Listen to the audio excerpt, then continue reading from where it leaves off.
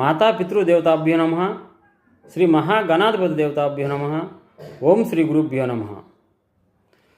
ఈ 12 రాశుల్లో తదుపరి రాశి మకర రాశి.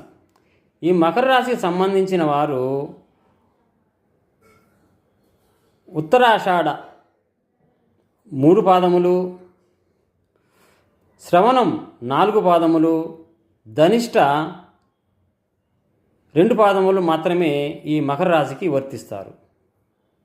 ఈ మకర రాశికి అధిపతి వచ్చేసి శని మహానుభావుడు. ఈ శనికి సంబంధించిన జపదానములు చేసుకుంటే చాలా బాగుంటుంది.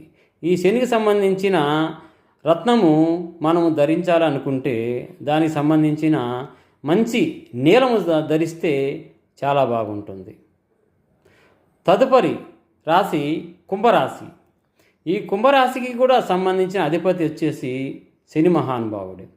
ఈ శనికి సంబంధించిన ఎవరైతే ఈ కుంభరాశి సంబంధించిన వారు ధనిష్ట 2 పాదములు, శతభిషం 4 పాదములు, పూర్వభద్ర 3 పాదములు మాత్రమే ఈ కుంభరాశి వారికి వర్తిస్తుంది.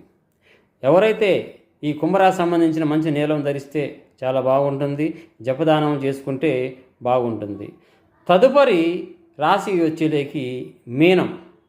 ఈ మీనరాశానికి సంబంధించిన అధిపతి వచ్చేసేసి గురువు.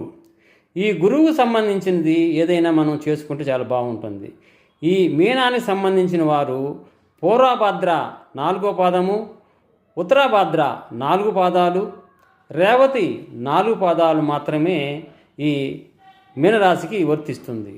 ఈ మీనరాశికి అధిపతి గురువు కాబట్టి ప్రతివారు కూడా ఆ గురువు సంబంధించిన జపదానములు చేసుకుంటే చాలా మంచిది. ఆ గురువు సంబంధించిన మంచి రత్నం ధరించాలి అంటే మంచి కనక పుష్పరాగం ధరిస్తే చాలా బాగుంటుంది. భక్తులారా, ఏదైనా మీకు సంబంధించిన ఏదైనా మీకు సంబంధించిన మీకు సపరేట్గా కావాలనుకుంటే మీ రాశికి సంబంధించిన వీడియో కావాలని మాకు కామెంట్తో అడగండి, మీకు చేసి పంపిస్తాము.